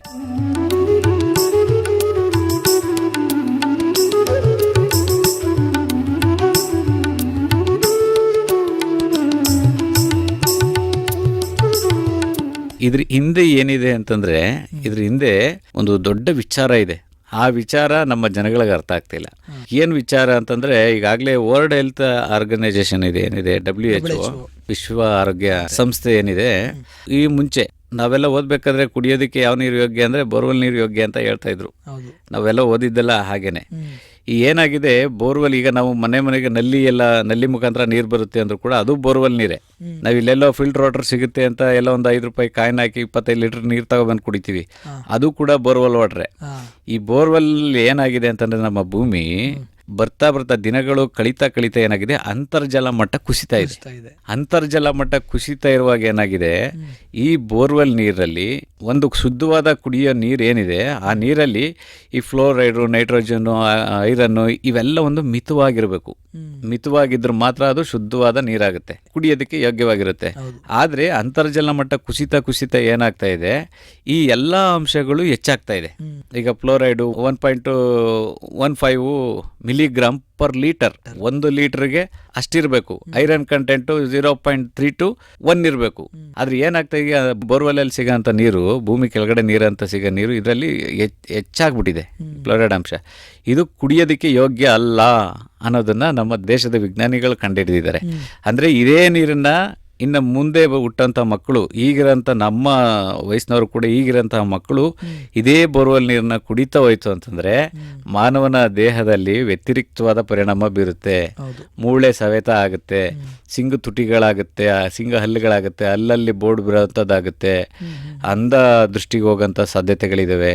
ಇದನ್ನೆಲ್ಲವನ್ನು ಮನಗಂಡು ಇನ್ನು ಭೂಮಿ ನೀರನ್ನ, ಬೋರ್ವೆಲ್ ನೀರನ್ನ ಕುಡಿಯೋದು ನಾವು ಸೂಕ್ತ ಅಲ್ಲ ಅನ್ನೋದನ್ನ ವಿಶ್ವ ಆರೋಗ್ಯ ಸಂಸ್ಥೆ ಮನಗಂಡು ಅದನ್ನ ಹೇಳಿದ ನಂತರ ಇಡೀ ನಮ್ಮ ಭಾರತ ದೇಶದಾದ್ಯಂತ ಎಲ್ಲರಿಗೂ ಕೂಡ ಮೇಲ್ಮೈ ನೀರು, ಭೂಮಿ ಮೇಲೆ ನಿಂತಿರ್ತಕ್ಕಂಥ ನದಿ ಮೂಲದ ನೀರನ್ನ ಕೊಡಬೇಕು ಅನ್ನೋ ಒಂದು ಉದ್ದೇಶವೇ ಜಲ ಜೀವನ್ ಮಿಷನ್. ಹಾಗಾಗಿ ಪ್ರತಿ ಗ್ರಾಮಕ್ಕೂ ಜಲ ಜೀವನ್ ಮಿಷನ್ ಬರ್ತಾ ಇದೆ. ಸದ್ಯಕ್ಕೆ ಈಗ ಮಾಡ್ತಾ ಇರ್ತಕ್ಕಂಥ ಅಂದರೆ ಅದಕ್ಕೂ ಮುಂಚೆ ಏನು ಹೇಳ್ಬೇಕು ಅಂದರೆ, ನಮ್ಮ ಕೇಳುಗರಿಗೆ ನಾವು ನಮ್ಮ ಆರೋಗ್ಯ ಸುಸ್ಥಿರವಾಗಿರಬೇಕು ಅಂತಂದರೆ, ಇವಾಗ ನಾವು ಆರೋಗ್ಯವಾಗಿ ಚೆನ್ನಾಗಿದ್ದೀವಿ ಅಂತಂದರೆ ನಮ್ಮ ದೇಹದಲ್ಲಿ ಪ್ರಮುಖವಾದಂತಹ ಭಾಗವನ್ನು ವಹಿಸುವಂಥದ್ದು ನೀರು. 70% ನಾವು ಆರೋಗ್ಯವಾಗಿದ್ದೀವಿ ಅಂತಂದರೆ ನಾವು ಕುಡಿಯೋ ನೀರು ಶುದ್ಧವಾಗಿರಬೇಕು. ನಾವು ನೀರು ಕುಡಿಯೋದ್ರಿಂದಲೇ ಎಲ್ಲ ರೀತಿಯಾದಂತಹ ಆರೋಗ್ಯವಾಗಿರೋದಕ್ಕೆ ಅಥವಾ ಆರೋಗ್ಯವನ್ನು ಕಳ್ಕೊಳ್ಳೋದಕ್ಕೆ ಪ್ರಮುಖ ಮೂಲ ಕಾರಣ ನೀರು. ಹೌದು. ಈ ನೀರು ಶುದ್ಧವಾಗಿದೆಯಾ ಅನ್ನೋಂಥದ್ದನ್ನ ನಮಗಳಿಗೆ ಗೊತ್ತಾಗಲ್ಲ. ನೀರು ಕುಡಿಯೋದಕ್ಕೆ ಶುದ್ಧವಾಗಿದೆಯಾ ಇಲ್ವಾ, ನೀರು ನೋಡಿದ್ರೆ ಎಲ್ಲ ಒಂದೇ ಥರ ಕಾಣಿಸುತ್ತೆ. ಅದರಲ್ಲಿ ನಾನು ಹೇಳಿದೆ ಆವಾಗಲೇ, ಫ್ಲೋರೈಡ್ ಅಂಶ, ನೈಟ್ರೋಜನು, ಐರನ್ನು, ಕ್ಯಾಲ್ಸಿಯಮು, ಈ ಅಂಶಗಳೆಲ್ಲ ಮಿತವಾಗಿರಬೇಕು. ಈ ಭೂಮಿಲಿ ಸಿಗೋಂಥ ನೀರೇನಾಗಿದೆ ಅದು ಎಲ್ಲವನ್ನು ಮೀರಿ ಹೊರಟೋಗ್ಬಿಟ್ಟಿದೆ. ಈ ಕಾರಣಕ್ಕೋಸ್ಕರ ಮೇಲ್ಮೈ ನೀರನ್ನು, ಭೂಮಿ ಮೇಲಿರೋ ನೀರನ್ನು ಕೊಡಬೇಕು ಅನ್ನೋದೇ ಈ ಜಲಜೀವನ್ ಮಿಷನ್ ಉದ್ದೇಶ. ಹಾಗಾಗಿ ನನ್ನ ಎಲ್ಲ ಕೇಳುಗರಿಗೆ, ಎಲ್ಲ ಗ್ರಾಮದ ಯುವಕರಿಗೆ ಎಲ್ರಿಗೂ ನಾನು ಕೇಳೋಂಥದ್ದು, ನೀವೆಲ್ಲರೂ ಕೂಡ ಇದರಿಂದ ಮುಂಚೂಣಿಯಾಗಿ ನಿಂತು ಜಲ ಜೀವನ ಮಿಷನ್ ಅನ್ನ ನೀವು ನಿಮ್ಮ ಗ್ರಾಮಗಳಲ್ಲಿ ಮಾಡಿಸ್ಕೋಬೇಕು. ಇದರಲ್ಲಿ ನೀವು ಹಿಂದೆ ಸರಿಬಾರ್ದು ಅನ್ನೋಂಥದ್ದನ್ನ ಹೇಳಿಕೆ ಇಷ್ಟಪಡ್ತೀನಿ. ಆಮೇಲೆ ಇನ್ನು ಬಿಲ್ ಏನೋ ಬರುತ್ತೆ ಅಂತ ಏನೋ ಹೇಳ್ತಾ ಇದ್ರಲ್ಲ, ಈಗ ನಮಗೆ ಹೇಗಿದೆ ಅಂತಂದ್ರೆ ಪಂಚಾಯತಿ ವ್ಯವಸ್ಥೆ ಒಳಗಡೆ 1 ವರ್ಷಕ್ಕೆ ಇಷ್ಟು ನೀರಿನ ಬೆಲೆ ಅಂತ ಇದೆ. 1 ವರ್ಷಕ್ಕೆ 600, 500 ಈ ಥರ ನೀರು ಬಿಲ್ ಕಟ್ತೀವಿ ನಾವು. ಇದೇನಾಗುತ್ತೆ, ನೀವು ಜಲಜೀವನ್ ಮಿಷನ್ ಬಂದ ನಂತರ ಇವಾಗ ಸದ್ಯಕ್ಕೆ ಎಲ್ಲ ಪೂರ್ಣ ಪ್ರಮಾಣದಲ್ಲಿ ಆಗೋ ತನಕ ನಿಮಗೆ ಬೋರ್ವೆಲ್ ಕೊಳವೆ ನೀರನ್ನೇ ಕೊಡ್ತಾರೆ. ಆದರೆ ಕೆಲವು ಒಂದೊಂದು ವಾಟರ್ ಪಾಯಿಂಟ್ಗಳನ್ನು ಮಾಡ್ಕೊಂಡಿದ್ದಾರೆ. ಆ ವಾಟರ್ ಪಾಯಿಂಟ್ ಮುಖ ದೊಡ್ಡ ದೊಡ್ಡ ಪೈಪ್ಗಳನ್ನು ನಿರ್ಮಾಣ ಮಾಡ್ಕೊಂಡು ಬರ್ತಾ ಇದ್ದಾರೆ. ಅದು ಟ್ಯಾಂಕನ್ನ ಸೇರಿಸಿ ಆ ಟ್ಯಾಂಕಿಗೆ ಆ ಮೇಲ್ಮೈ ನೀರನ್ನು ತಲುಪಿಸೋ ತನಕ ಸದ್ಯಕ್ಕೆ ಈ ನೀರನ್ನೇ ಕೊಡ್ತಾರೆ. ಅದಾದಮೇಲೆ ನೀವು ಬಳಸೋಂಥ ನೀರಿಗೆ 15,000 ಲೀಟ್ರಿಗೆ 80 ರೂಪಾಯಿ ಬೀಳುತ್ತೆ. ಸರ್ಕಾರಿ ಗೈಡ್ಲೈನ್ಸ್ ಪ್ರಕಾರ, ಪಂಚಾಯತಿ ಗೈಡ್ಲೈನ್ಸ್ ಪ್ರಕಾರ ಇದಿರುತ್ತೆ. ಇದು ಲೀಟ್ರ್ ಲೆಕ್ಕದಲ್ಲಿ ಕೊಡ್ತೀವಿ ಅಂತ ಆಗೋಗುತ್ತೆ. ಆದರೆ ಮುಂದುವರೆದು ಅವರು 15,000 ಲೀಟ್ರಿಗಿಂತ ಹೆಚ್ಚಾಗಿ ಬಳಸ್ತೀನಿ ಅಂತಂದರೆ 15ರಿಂದ ಇನ್ನು 10,000 ಲೀಟ್ರು, ಅಂದರೆ 10,000 ಲೀಟ್ರ್ ಹೆಚ್ಚಾದರೂ ಕೂಡ 5 ರೂಪಾಯಿ ಮಾತ್ರ ಜಾಸ್ತಿ ಆಗುತ್ತೆ ಅಷ್ಟೇ. 10,000 ಲೀಟ್ರಿಗೆ 5 ರೂಪಾಯಿ ಮಾತ್ರ ಜಾಸ್ತಿ ಆಗುತ್ತೆ. ಸೊ ಅಲ್ಲಿಗೆ ನಾವು ಡಿವೈಡೆಡ್ ಬೈ ಮಾಡ್ಕೊಂಡ್ರೆ, ನಾವು ವರ್ಷಕ್ಕೆ ಈಗಾಗಲೇ 500, 600, 700 ಈ ಥರ ಕಟ್ತಾ ಇದ್ದೀವಿ. ಅದನ್ನು ಡಿವೈಡೆಡ್ ಬೈ 12 ಮಾಡಿಕೊಂಡ್ರೆ, 12 ತಿಂಗಳಿಗೆ ನಾವು ಮಾಡಿಕೊಂಡ್ರೆ ನಮಗೆ ತಿಂಗಳಿಗೆ ಅದು ಅಷ್ಟೇ ಬರುತ್ತೆ. 70 ರೂಪಾಯಿ, 80 ರೂಪಾಯಿ ಈ ರೀತಿ ಇದೆ. ವರ್ಷಕ್ಕೆ ಕಟ್ಟ ಅಂತ ನಾವು ಬಿಲ್ಲನ್ನು ತಿಂಗಳು ಕಟ್ಕೊಂಡು ನಾವು ಕಟ್ಕೊಳ್ಳೋಂಥದ್ದು ಆಗುತ್ತೆ. ಆದರೆ ನಮ್ಮ ಮನೆಗೆ ಶುದ್ಧವಾದ ಕುಡಿಯೋ ನೀರು ಬರುತ್ತೆ. ಇದು ಜಲಜೀವನ್ ಮಿಷನ್ನು. ಹಾಗಾಗಿ ಇದನ್ನು ನಾವು ಬಹಳ ಸ್ವಾಗತ ಮಾಡಿದ್ದೇವೆ. ಪ್ರತಿ ಯುವಕರಲ್ಲೂ ಕೂಡ ಕೆಲವೊಂದಷ್ಟು ಬೇರೆ ಬೇರೆ ಆಲೋಚನೆಗಳಿರ್ತದೆ. ದಯವಿಟ್ಟು ಯಾರೂ ಕೂಡ ಇದರಲ್ಲಿ ಹಿನ್ನಡೆ ಮಾಡದೆ ಈ ಜಲಜೀವನ್ ಮಿಷನನ್ನು ತಮ್ಮ ಗ್ರಾಮದಲ್ಲಿ ಭದ್ರವಾಗಿ ಜಾರಿಗೊಳಿಸೋದಕ್ಕೆ ನೀವೆಲ್ಲರೂ ಸಹಕಾರವನ್ನು ಸರ್ಕಾರಕ್ಕೆ, ಅಧಿಕಾರಿಗಳಿಗೆ ಕೊಡಬೇಕು ಅಂತೇಳಿ ನಮ್ಮ ಜನಧ್ವನಿಯ ಮೂಲಕ ಜನತೆಯಲ್ಲಿ ಮನವಿಯನ್ನು ಕೂಡ ನಾನು ಮಾಡ್ಕೋತೇನೆ. ಸರ್, ಹಾಗೆಯೇ ತಮ್ಮ ಗ್ರಾಮದಲ್ಲಾಗಿರ್ಬೋದು ಅಥವಾ ಪಂಚಾಯತಿ ವ್ಯಾಪ್ತಿಯಲ್ಲಾಗಿರ್ಬೋದು ಸರ್, ಇನ್ನು ಪ್ರಮುಖವಾಗಿ ಏನೇನು ಸಮಸ್ಯೆಗಳು ಕಾಡ್ತಾ ಇದೆ ಸರ್, ಆ ಸಮಸ್ಯೆಗಳನ್ನ ನೀಗಿಸೋ ನಿಟ್ಟಿನಲ್ಲಿ ಮತ್ತು ತಮ್ಮ ಗ್ರಾಮನ ಅಭಿವೃದ್ಧಿ ಮಾಡೋ ನಿಟ್ಟಿನಲ್ಲಿ ಯುವಕರು ಮತ್ತು ಸಾರ್ವಜನಿಕರು ಯಾವ ರೀತಿ ಎಚ್ಚೆತ್ತುಕೋಬೇಕಾಗಿದೆ ಸರ್? ಈಗ ಮೂಲ ಸಮಸ್ಯೆಗಳು ಅಂತ ಬಂದಾಗ ಹಲವಾರು ಸಮಸ್ಯೆಗಳನ್ನು ಸರ್ಕಾರ ಗಮನಿಸ್ತಾ ಇದೆ. ನಾವೆಲ್ಲ ಹಳ್ಳಿಗಾಡಿನ ಜನ, ಹೌದು, ಗ್ರಾಮೀಣ ಪ್ರದೇಶದ ಜನ ಅಂತಂದರೆ ಎಲ್ಲ ರೈತಾಪಿ ಕುಟುಂಬದವರು. ಪ್ರತಿಯೊಬ್ಬರು ಜಮೀನಿನ ಹೊಂದಿದ್ದಾರೆ, ಕೂಲಿ ಕಾರ್ಮಿಕರಿದ್ದಾರೆ, ಎಲ್ಲವೂ ಇದೆ. ನಮ್ಮ ಹೊಸಬೀರಳು ಗ್ರಾಮ ಆಗ್ಬೋದು, ಮುಳ್ಳೂರು ಗ್ರಾಮ ಪಂಚಾಯತಿ ವ್ಯಾಪ್ತಿಗೆ ಸೇರೋಂಥ ಗ್ರಾಮಗಳಾಗ್ಬೋದು, ಆಲ್ಮೋಸ್ಟ್ ಈ ಸರಗೂರು ತಾಲೂಕಲ್ಲಿರ್ತಕ್ಕಂಥ ಹಲವಾರು ಗ್ರಾಮಗಳು ಕಾಡಂಚಿನ ಪ್ರದೇಶದಲ್ಲೇ ಇರೋದು. ಎಲ್ಲರೂ ಕೂಡ ಕೃಷಿಯನ್ನೇ ಅವಲಂಬಿಸಿದ್ದಾರೆ. ಇಲ್ಲಿ ನಮಗೆ ಅರಣ್ಯ ಎಷ್ಟು ನಮಗೆ ಉತ್ತಮ ಆರೋಗ್ಯವನ್ನು ಕೊಡ್ತಾ ಇದೆಯೋ, ಈ ದೇಶಕ್ಕೆ ಸಂಪತ್ತು ಅರಣ್ಯ ಅನ್ನೋದು ಸಂಪತ್ತು. ಆ ಒಂದು ಇದು ಕೂಡ ನಮ್ಮಲ್ಲಿ ಇದೆ, ಅರಣ್ಯ ಇದೆ ಅನ್ನೋ ಒಂದು ಹೆಮ್ಮೆನೂ ಕೂಡ ನಮಗಿದೆ. ಆದರೂ ಕೂಡ ಅರಣ್ಯದ ಅಂಚಿನಲ್ಲಿ ಅರಣ್ಯ ಪ್ರಾಣಿಗಳಿಂದ ನಮ್ಮ ರೈತರುಗಳು, ನಮ್ಮ ಜನ ಪ್ರತಿನಿತ್ಯ ಸಮಸ್ಯೆಗಳನ್ನ ಎದುರಿಸ್ತಾ ಬರ್ತಾ ಇದ್ದಾರೆ. ಈ ಸಮಸ್ಯೆ ಏನಾಗಿದೆ ಅಂತಂದ್ರೆ ರೈತರ ಸಮಸ್ಯೆಯಾಗಿ ಉಳ್ಕೊಂಡಿಲ್ಲ. ಇದು ಏನಾಗಿದೆ ಅಂತಂದ್ರೆ ರೈತರ ಸಮಸ್ಯೆನೇ ಬೇರೆ, ಕಾಡಂಚಿನ ರೈತರ ಸಮಸ್ಯೆನೇ ಬೇರೆ. ನಾವಿಲ್ಲಿ 2 ವಿಧ ಮಾಡಲೇಬೇಕು ಇದನ್ನ. ಇಡೀ ರಾಜ್ಯದಲ್ಲಿ ಏನು ರೈತರುಗಳು ಹಲವಾರು ಸಮಸ್ಯೆಗಳನ್ನು ಎದುರಿಸ್ತಾ ಇದ್ದಾರೆ. ರೈತರ ಸಮಸ್ಯೆ ಅಂದ್ರೆ ಅಷ್ಟೇ ಅನ್ಕೊಂಡಿದ್ದಾರೆ. ಆದರೆ ಆ ಎಲ್ಲಾ ಸಮಸ್ಯೆಗಳನ್ನ ನಾವು ಕೂಡ ಅನುಭವಿಸ್ತಾ ಇದೀವಿ. ಇಡೀ ಬೇರೆ ಬೇರೆ ಜಿಲ್ಲೆಗಳಲ್ಲಿ ರೈತರು ಯಾವ ಸಮಸ್ಯೆಗಳನ್ನ, ಏನು ಅತಿವೃಷ್ಟಿ, ಅನಾವೃಷ್ಟಿ, ಬೆಲೆ ಕಡಿಮೆ ಇರುವಂಥದ್ದು, ನಿವ್ವಳವಾದ ಬೆಲೆ ಸಿಗದೆ ಇರೋಂಥದ್ದು, ಸಮರ್ಪಕವಾದ ಬೆಲೆ ಸಿಗದೆ ಇರೋಂಥದ್ದು, ಇವೆಲ್ಲವನ್ನು ಕೂಡ ನಾವು ಅನುಭವಿಸ್ತಾ ಇದೀವಿ. ಅದು ಎಲ್ಲಕ್ಕೆ ನಮಗೆ ಅದು ಮ್ಯಾಟ್ರೇ ಅಲ್ಲ. ನಮ್ಮ ಈ ಭಾಗ, ನಮ್ಮ ಗ್ರಾಮದ ರೈತರ ಜನಗಳಿಗೆ, ರೈತರಿಗೆ, ಅವ್ರಿಗೆ ಅದು ಮ್ಯಾಟ್ರೇ ಅಲ್ಲ. ಇವಾಗ ಅದೊಂದು ವಿಷಯವೇ ಇಲ್ಲ. ಅವ್ರಿಗೆ ವಿಷಯ ಇರೋದೇ ಕಾಡು ಪ್ರಾಣಿಗಳಿಂದ ನಮ್ಮ ಬೆಳೆಯನ್ನು ರಕ್ಷಿಸಿಕೊಳ್ಳೋದು ಹೇಗೆ ಅನ್ನೋಂಥದ್ದು ದೊಡ್ಡ ಸವಾಲಾಗ್ಬಿಟ್ಟಿದೆ. ಆಮೇಲೆ ಅಲ್ಲಿ ಮಾನವ ಹಕ್ಕುಗಳ ಉಲ್ಲಂಘನೆ ಆಗ್ತಾ ಇದೆ. ಇಲ್ಲಿ ಹೇಗೆ ನನ್ನ ಕಾಡಂಚಿನ ರೈತ ಬೆಳಗ್ಗೆಯಿಂದ ಸಂಜೆವರೆಗೆ ಬಿಸಿಲು ಬೆಂಕಿ ಅಂದೇ ಬೇಯ್ತಾನೆ. ಮಹಿಳೆಯರ ಆದಿಯಾಗಿ, ಮಕ್ಕಳ ಆದಿಯಾಗಿ ವ್ಯವಸಾಯನ ಮಾಡ್ತಾರೆ. ಆತ ಸಂಜೆ ಆದರೂ ಕೂಡ ನೆಮ್ಮದಿಯಾಗಿ ತಂಪಾದ ರಾತ್ರಿಯಲ್ಲಿ ತನ್ನ ಹೆಂಡತಿ ಮಕ್ಕಳ ಜೊತೆ ನಿದ್ರೆ ಮಾಡೋಕ್ಕಾಗ್ತಾ ಇಲ್ಲ ಅವನಿಗೆ. ಅವನೇನು ಮಾಡ್ತಾ ಇದ್ದಾನೆ, ತಾನು ಬೆಳೆದಿರೋ ಬೆಳೆಯನ್ನ ಕಾಯೋದಕ್ಕೋಸ್ಕರ, ಕಾಡು ಪ್ರಾಣಿಗಳಿಂದ ರಕ್ಷಣೆ ಮಾಡೋದಕ್ಕೋಸ್ಕರ ಎಲ್ಲೋ ಜಮೀನಲ್ಲಿ ಒಂದು ಅಟ್ಟಣಿ ಅಂತ ನಿರ್ಮಾಣ ಮಾಡಿಕೊಂಡು ಆ ಅಟ್ಟಣಿ ಮೇಲೆ ಕೂತ್ಕೊಂಡು ಬ್ಯಾಟ್ರಿ ಇಟ್ಕೊಂಡು ಕಾಯ್ತಾ ಇದ್ದಾನೆ ಅವನು. ಹೌದು. ಅವ್ನು ನಿದ್ರೆ ಯಾವಾಗ ಮಾಡ್ತಾ ಇದ್ದಾನೆ, ಇದು ಮಾನವ ಹಕ್ಕು ಉಲ್ಲಂಘನೆ ಕೂಡ ಆಗ್ತಾ ಇದೆ. ಬೆಳಿಗ್ಗೆಯಿಂದ ಸಂಜೆವರೆಗೂ ದುಡಿತಾನೆ, ಅದಾದ ನಂತರ ಸಂಜೆ ಟೈಮಲ್ಲಾದರೂ ಅವನಿಗೆ ನೆಮ್ಮದಿ ಬೇಡವಾ, ಹೆಂಡತಿ ಮಕ್ಕಳ ಜೊತೆ ಇರೋದು ಬೇಡವಾ? ಹೀಗಾಗಿ 24 ಗಂಟೆಯೂ ಕೂಡ ಸತತವಾಗಿ ಅಲ್ಲಿನ ಜನಗಳು ಆ ಕೆಲಸವನ್ನ ಮಾಡ್ತಾ ಇದ್ದಾರೆ. ಇದೊಂದು ದೊಡ್ಡ ಸವಾಲು ಕೂಡ ಆಗಿದೆ. ಹಲವಾರು ಸರ್ಕಾರಗಳು ಬಂದು ಓದು ಏನೇನೋ ಆದರೂ ಕೂಡ ಈ ಸಮಸ್ಯೆಗಳನ್ನು ನಾವು ಬಗೆಹರಿಸ್ಕೊಳ್ಳೋದಕ್ಕೆ ಸಾಧ್ಯ ಆಗಿಲ್ಲ. ಆಮೇಲೆ ಈ ವಿಚಾರದಲ್ಲಿ ನಮ್ಮ ಜನ ಯಾವ ಥರ ಎಚ್ಚೆತ್ಕೋಬೇಕು ಅನ್ನೋದಾದರೆ, ನಾನು ಹಲವಾರು ಈ ರೈತ ಸಭೆಗಳು, ರೈತರ ಸಮಸ್ಯೆಗಳು ಇರೋಂತಹ ಸಭೆಗಳು, ಇತ್ತೀಚೆಗೆ ನಮಗೆ ಅರಣ್ಯ ಸಚಿವರಾದಂತಹ ಈಶ್ವರ ಖಂಡ್ರೆ ಅವರು ಕೂಡ ಬಂದಿದ್ರು, ನಾನು ಕೂಡ ಅಲ್ಲಿ ಭಾಗಿಯಾಗಿದ್ದೆ. ನಮ್ಮ ಜನಗಳ ಬೇಡಿಕೆ ಏನಾಗಿದೆ ಅಂದರೆ, ಅವ್ರ ಮುಂದೆ, ಈ ಭಾಗದ ಜನಗಳ ಮುಂದೆ ಅವ್ರ ಬೇಡಿಕೆ ಏನಾಗಿತ್ತು ಅಂದರೆ, ಅವ್ರ ಊರು ಗ್ರಾಮ ಏನು ಕಾಡಂಚಲ್ಲಿ ಇರ್ತದೆ, ಈ ಊರಿಂದ ಇವರಿಗೆ ರೈಲ್ವೆ ಬೇರೆ ಕಡೆ ಹಾಕಿ ಸರ್ ಅಂತ ಅವರು ವಾಯ್ಸ್ ಮಾಡಿದ್ರೆ, ಇನ್ನೊಂದು ಗುಂಪು ನಮ್ಮೂರಲ್ಲಿ ಹಾಕಿ ಸರ್ ಅಂತಾರೆ, ಇನ್ನೊಂದು ಗುಂಪು ತನ್ನೂರಲ್ಲಿ ಹಾಕಿ ಸರ್ ಅಂತಾರೆ. ಆಯ್ತಾ, ಅರಣ್ಯ ಅಧಿಕಾರಿಗಳ ಸಮಸ್ಯೆಗಳ ಬಗ್ಗೆ ಮಾತಾಡ್ತಾರೆ ನಮ್ಮ ಜನ. ನೋಡ್ರಿ, ನಮ್ಮ ಸಮಸ್ಯೆ ಇದೆ, ಅರಣ್ಯ ಅಧಿಕಾರಿಗಳ ಸಮಸ್ಯೆಗಳ ಬಗ್ಗೆ ನೋಡಿ. ನೀವು ಒಳ್ಳೆ ಸ್ಟಾಪ್ ಕೊಟ್ಟಿಲ್ಲ, ಅವ್ರಿಗೆ ಒಳ್ಳೆ ಸ್ಟಾಪ್ ಕೊಟ್ಟಿಲ್ಲ, ಒಂದೊಳ್ಳೆ ಜೀಪ್ ಕೊಟ್ಟಿಲ್ಲ, ಒಂದೇ ಒಂದು ಜೀಪ್ ಕೊಟ್ಟಿದ್ದೀರಿ. ಈಗ ಫೋನ್ ಮಾಡಿದ್ರೆ ರಾತ್ರಿ 8 ಗಂಟೆಗೆ ಫೋನ್ ಮಾಡಿದ್ರೆ 10 ಗಂಟೆಗೆ ಬರ್ತಾರೆ, ಅಷ್ಟೆಲ್ಲ ಬೆಳೆ ನಾಶ ಆಗಿರುತ್ತೆ. ಈ ಥರ ಅಲ್ಲಿ ರೈಲ್ವೆ ಬೇಡ ಕಡೆ ಹಾಕಿ, ಇಲ್ಲಾಕಿ ಅಲ್ಲಾಕಿ ಅಂತ ಹೇಳ್ತಾ ಇದ್ದೀರಲ್ಲ, ಅದನ್ನು ನಾನು ನಿಲ್ಲಿಸ್ಬೇಕು ಅಂತ ಹೇಳ್ತೀನಿ. ಯಾಕೆ ಅಂತಂದರೆ, ಖಂಡಿತ ಇದು ಅರಣ್ಯದ ಬಗ್ಗೆ ನಮಗೂ ಕೂಡ ಪ್ರೀತಿ ಇದೆ, ವಾತ್ಸಲ್ಯ ಇದೆ. ಅರಣ್ಯವನ್ನು ಕಾಪಾಡ್ಕೋಬೇಕಾಗಿರೋದು ಮತ್ತು ಅರಣ್ಯದ ಒಳಗಡೆ ಇರ್ತಕ್ಕಂಥ ಪ್ರಾಣಿಗಳನ್ನು ಸೇಫ್ ಮಾಡಬೇಕಾಗಿರೋ ಜವಾಬ್ದಾರಿ ಯಾರ್ದು? ನಾವು ಯಾರಿಗೆ ಜವಾಬ್ದಾರಿ ಕೊಟ್ಟಿದ್ದೀವಿ? ಅರಣ್ಯ ಇಲಾಖೆ ಕೊಟ್ಟಿದ್ದೀವಿ. ಈ ಅರಣ್ಯ ಇಲಾಖೆ ಜವಾಬ್ದಾರಿ ಅದು. ನಮ್ಮ ಡಿಮ್ಯಾಂಡ್ ಏನು ಗೊತ್ತಾ? ನಾವು ಬ್ಯಾರಿಕೇಡ್ ಹಾಕಿ ಅಲ್ಲಾಕಿದಾಕಿ ಹೇಳಕ್ಕೆ ಹೋಗ್ಬಾರ್ದು. ಏನು ನಮ್ಗೆ ಏನಾಗಬೇಕಾಗಿರೋದು ಸ್ವಾಮಿ, ನಿಮ್ಮ ಪ್ರಾಣಿಗಳನ್ನು ನೀವು ಯಾವ ರೀತಿನಾದರೂ ಪ್ರೊಟೆಕ್ಟ್ ಮಾಡ್ಕೊಳ್ಳಿ, ನಿಮ್ಮ ಕಾಡನ್ನು ನೀವು ಯಾವ ರೀತಿನಾದರೂ ಪ್ರೊಟೆಕ್ಟ್ ಮಾಡ್ಕೊಳ್ಳಿ, ನಾವು ಅದಕ್ಕೆ ಸಹಕಾರವನ್ನು ಕೊಡ್ತೇವೆ. ಆದರೆ ನಮ್ಮ ಜಮೀನುಗಳಿಗೆ ನಿಮ್ಮ ಪ್ರಾಣಿಗಳು ಬರದೇ ಇರೋ ಥರ ನೋಡ್ಕೊಳ್ಳಿ ಅನ್ನೋ ಒಂದೇ ಒಂದು ಡಿಮ್ಯಾಂಡ್ ಇರಬೇಕು ಇವ್ರಿಗೆ. ನಮ್ಮ ಜಮೀನುಗಳಿಗೆ ಬ್ಯಾರಿಕೇಡ್ ಅವ್ರು ಎಲ್ಲಾದರೂ ಹಾಕೊಳ್ಳಿ, ಬ್ಯಾರಿಕೇಡ್ ಹಾಕಿದ ನಂತರನೂ ಪ್ರಾಣಿಗಳು ಬರ್ಬೋದು, ನಿಮಗೆ ಎಲ್ಲಾದರೂ ಹಾಕೊಳ್ಳಿ ಸ್ವಾಮಿ. ನೀವು ಪ್ರಾಣಿಗಳು ಕಾಡಿನಿಂದ ಆಚೆ ಬರದೇ ಇರೋ ಥರ ನೀವು ನೋಡ್ಕೊಳ್ಳಿ. ಮಿತಿಮೀರಿ ಜಮೀನುಗಳಿಗೆ ಲಗ್ಗೆ ಆಗಿ ಬೆಳೆ ನಾಶ ಮಾಡಿದ್ವಾ? ನೀವು ಬೆಳೆ ನಾಶ ಮಾಡಿದ ಮೇಲೆ ನೀವು ನಮಗೆ ಇವತ್ತು ಕೊಡ್ತಾ ಇರೋದು ಪರಿಹಾರ. ಆ ಪರಿಹಾರವನ್ನು ಕೊಡೋದನ್ನು ಬಿಟ್ಬಿಡಿ, ಆ ಪರಿಹಾರದನ್ನು ಕೊಡೋದು ಬಿಟ್ಟು ನಷ್ಟವನ್ನು ತುಂಬಿಕೊಡಿ ನಮಗೆ. ನೀವು ನಷ್ಟ ತುಂಬಿಕೊಟ್ಬಿಡಿ. ನಮ್ಮ ರೈತ ನಿಜವಾಗ್ಲೂ ನಿರ್ಮೂಲವಾಗಿರ್ತಾನೆ. ಸೊ ಏನು ಹೇಳಕ್ಕೆ ಕೊಡ್ತಾ ಇದ್ದೀನಿ ಒಂದೇ ವರ್ಡಲ್ಲಿ ಅಂತಂದರೆ, ಅರಣ್ಯ ಅಧಿಕಾರಿಗಳಿಗೆ ನೀವು ಬ್ಯಾರಿಕೇಡ್ನ ಎಲ್ಲಾದರೂ ಹಾಕೊಳ್ಳಿ, ನೀವು ಎಷ್ಟು ಜನ ಸ್ಟಾಫ್ನಾದರೂ ಇಟ್ಕೊಳ್ಳಿ, ಅದು ನಮಗೆ ಸಂಬಂಧಪಡದಿರೋಂಥ ವಿಚಾರ, ಜವಾಬ್ದಾರಿ ನಿಮಗೆ ಕೊಟ್ಟಿದೆ, ನೀವು ಕಾಪಾಡ್ಕೊಳ್ಳಿ. ಮಿತಿ ಮೀರಿ ನಿಮ್ಮ ಕೈಲಿ ಆಗದೆ ಅವು ಜಮೀನಿಗೆ ಬಂದ್ವಾ, ನಮಗೆ ಪರಿಹಾರ ಕೊಡಬೇಡಿ, ನಷ್ಟ ಕೊಟ್ಬಿಡಿ. ಅವತ್ತಿನ ಮಾರ್ಕೆಟ್ ವ್ಯಾಲ್ಯೂ ಏನಿದೆ, ಇವತ್ತು 1 ಎಕರೆ ಬಾಳೆ ಹಾನಿ ಆಯಿತು ಅಂತಂದರೆ ಅದಕ್ಕೆ 1 ಲಕ್ಷ ರೂಪಾಯಿ ಆಗ್ತಾ ಇದೆ ಅಂತಂದರೆ 5,000 ರೂಪಾಯಿ ಪರಿಹಾರವಾಗಿ ಬರ್ತಾ ಇದೆ. ಪರಿಹಾರ ಅಂತ, ಪರಿಹಾರ ಅನ್ನೋ ಪದ ಬರ್ತಾ ಇದೆ. ಆದರೆ ಪರಿಹಾರ ಅನ್ನೋ ಜಾಗದಲ್ಲಿ ನಷ್ಟ ಅಂತ ಬಂದರೆ 1 ಲಕ್ಷ ನಷ್ಟ ಆಗಿದೆ ಅಂದರೆ 1 ಲಕ್ಷ ನಷ್ಟ ಬರ್ಸೋ ಥರ ಆಗುತ್ತೆ. ಅವಾಗ ಏನಾಗುತ್ತೆ, ರೈತರಲ್ಲಿ ಒಂದು ಉತ್ಸಾಹ ಜಾಸ್ತಿ ಆಗುತ್ತೆ. ಅವನು ಅವಾಗ ರಾತ್ರಿ ಹೊತ್ತು ಕಾವಲನ್ನು ಕೂಡ ಕಾಯಲ್ಲ ಅವನು. ನಾನು ಇದನ್ನು ಕಡಿಮೆ ಅಂದ್ರೆ 10-15 ವರ್ಷಗಳಿಂದ ಈ ಹೋರಾಟವನ್ನು ಮಾಡ್ತಾ ಇದ್ದೀನಿ. ಓ ರೈತ, ನೀನು ಯಾಕೆ ರಾತ್ರಿ ಕಾವಲು ಕಾಯ್ತಿ ಅಂತೇಳಿ ಒಂದು ಅಡಿಬರವನ್ನು ಇಟ್ಕೊಂಡು, ನಾನು ಒಂದು ಶೀರ್ಷಿಕೆಯನ್ನು ಇಟ್ಕೊಂಡು ಜನರಲ್ಲಿ ಜಾಗೃತಿ ಮಾಡೋಂಥ ಉತ್ಸಾಹಕ್ಕೂ ನಾನು ಕೈ ಹಾಕಿದ್ದೆ. ಹಂಗಾಗಿ ಅವರು ಉತ್ಸಾಹ ಅಂದರೆ, ನಷ್ಟ ಯಾವಾಗ ಸಿಗುತ್ತೋ ಅವಾಗ ನಿಜವಾಗ್ಲೂ ನಾವು ರಾತ್ರಿ ಕಾವಲು ಕಾಯಕ್ಕೆ ಹೋಗಲ್ಲ. ಒಂದು ವೇಳೆ ಜಮೀನು ಬಂದು ಅರಣ್ಯ ನಾಶ ಆಯಿತು ಅಂತಂದರೆ ನಷ್ಟ ಬರ್ಸ್ಕೊಡ್ತಾರೆ ಬಿಡ, ಇಲ್ಲಾಂದ್ರೆ ಅವ್ರ ಜವಾಬ್ದಾರಿ ಅವ್ರು ನಿರ್ವಹಿಸಲಿ ಅನ್ನೋ ಒಂದು ನೆಮ್ಮದಿಯಾಗಿ ಮನೇಲಿರ್ತಾರೆ. ಸಮಾಜಕ್ಕೆ ಹೇಳ್ಬೇಕು ಅಂತಂದರೆ, ಆ ಥರ ನಷ್ಟ ಬರ್ಸೋಂಥ ಸಂದರ್ಭ ಏನಾದ್ರು ಬಂತು ಅಂತಂದರೆ ಅರಣ್ಯ ಅಧಿಕಾರಿಗಳಿಗೆ ಅವ್ರ ಜವಾಬ್ದಾರಿ ಹೆಚ್ಚಾಗುತ್ತೆ. ಹಾಗಾಗಿ ಇದು ಆಮೇಲೆ ಸರ್ಕಾರದಲ್ಲಿ ಏನು ಕಾಯ್ದೆ ಮಾಡಬೇಕಾಗಿಲ್ಲ, ಕಟ್ಲೆ ಮಾಡಬೇಕಾಗಿಲ್ಲ.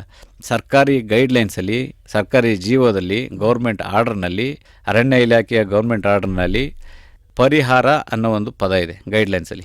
ಆ ಪರಿಹಾರ ಅನ್ನೋ ಪದನ ಕಿತ್ತು ಬಿಸಾಕಿ ನಷ್ಟ ಅನ್ನೋ ಪದವನ್ನು ಅಲ್ಲಿ ಹಾಕಿದ್ರೆ ಖಂಡಿತವಾಗ್ಲೂ ನಮ್ಮ ರೈತರಿಗೆ ಇದರಿಂದ ಆಚೆ ಬರ್ಲಿಕ್ಕೆ ಸಾಧ್ಯ ಆಗುತ್ತೆ. ಹಾಗಾಗಿ ನಾವು ಪರಿಹಾರ ಬೇಡ, ನಷ್ಟ ಕೊಟ್ಟರೆ ನಮ್ಮ ಗ್ರಾಮದಲ್ಲಿ ಇರ್ತಕ್ಕಂತಹ ರೈತರುಗಳು, ಕಾಡಂಚಿನ ರೈತರುಗಳಿಗೆ ಸಮಸ್ಯೆ ಇದು ಬಗೆಹರಿಯುತ್ತೆ.